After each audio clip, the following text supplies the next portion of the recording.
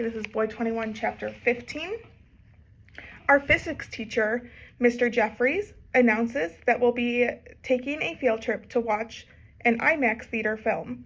It's about an expedition to fix some telescope in outer space called the Hubble. You won't believe how much of what we'll be talking about this year is applicable to space travel, Mr. Jeffries says while passing out the permission forms.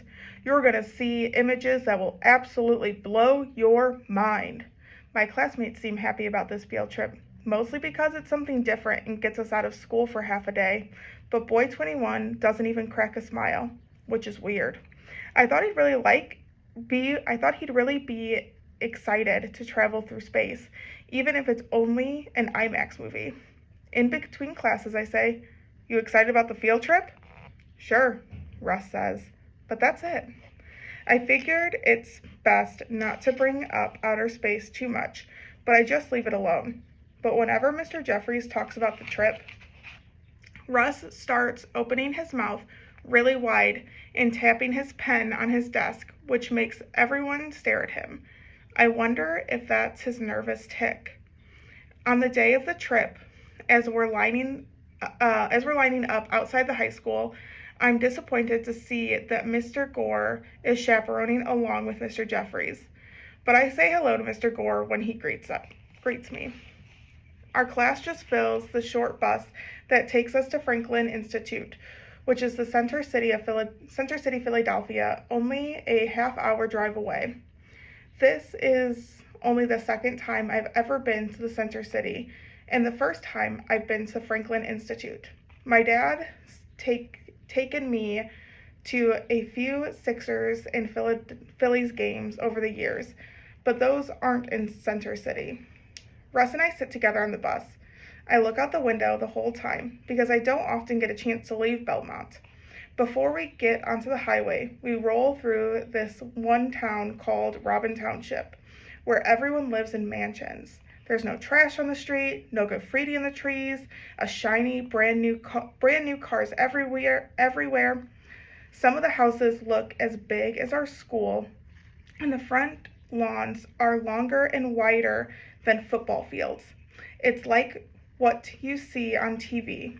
I wonder what it's like to live in a town like that if Boy 21 had a big house out in California, but I don't ask him. We drive through the city and down a street lined with the flag of many different countries before we get out of the bus. I climb a set of concrete stairs that lead to a huge old-looking column and then into the Franklin Institute. While Mr. Jeffries picks up our tickets, we wait next to a gigantic white statue of Ben Franklin on the biggest chair I have ever seen. There are several high school physics classes here, and our classmates mingle with kids from other schools. Boy 21 and I just hang silently by Mr. Franklin. "You boys okay?" Mr. Gore says. I nod. "Yup," Russ says. I notice that Russ is opening and closing his hands over and over like he's nervous or something. Mr. Jeffries huddles up our AP class, distributes the tickets, and says, "When I was your age, I never dreamed to be able to experience what you are about to. Behold the modern wonders of science. Onward, young minds!" He's a complete dork. He's totally geeking out over the IMAX experience. We follow him into the theater and take our seats. It's like being inside a globe, because the round screen looks like the inside of an open sky blue parachute, making me feel as though I am somehow falling. There's a general announcement about what to do if you feel nauseated. You're supposed to close your eyes and exit towards the back, but as we are in the middle of a long row, I figured it's pretty much impossible to escape. I hope the people behind me don't puke on my head. The movie begins shortly after the announcements end. It's an amazing experience, just like Mr. Jeffries promised. Loud and vivid and almost three-dimensional. It feels like we're floating through outer space and like we're really going to be part of the space mission. The speakers are so loud that it makes my rib cage vibrate. It looks like I could grab planets and stars easily and picking leaves off a tree. And they even got Leonardo DiCaprio to narrate. This really is pretty amazing, I whispered to Russ, but he doesn't answer. He has his hands over his mouth like he's trying not to get sick. When a picture of Space Shuttle appears on the screen, Boy 21 yells, "I don't want to see this anymore!" Several people make the shh noise, and then Russ is out of his seat, climbing over people's knees, trying to escape the theater. "Sit down," someone yells through the darkness, but Russ keeps moving. I stand and try to follow him to make sure he's okay because it's dark and the steps are steep, but Boy 21 seems really upset. But Mr. Gore says, "Stay here, Finley," and then he chases after Russ.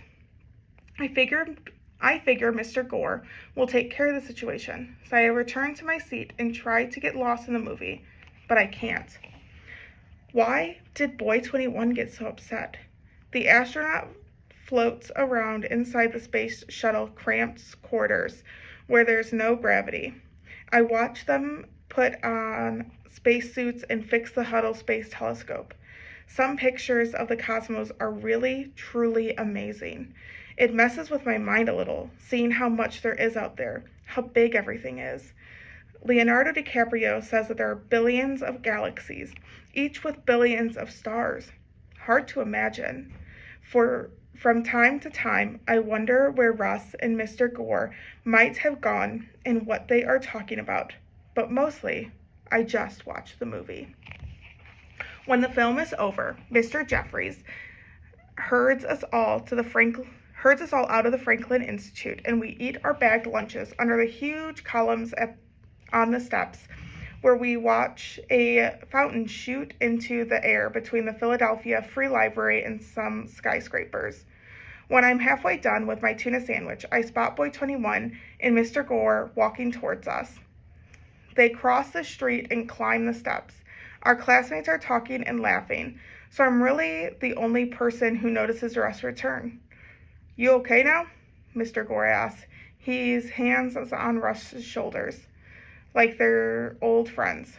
Russ nods and sits down next to me.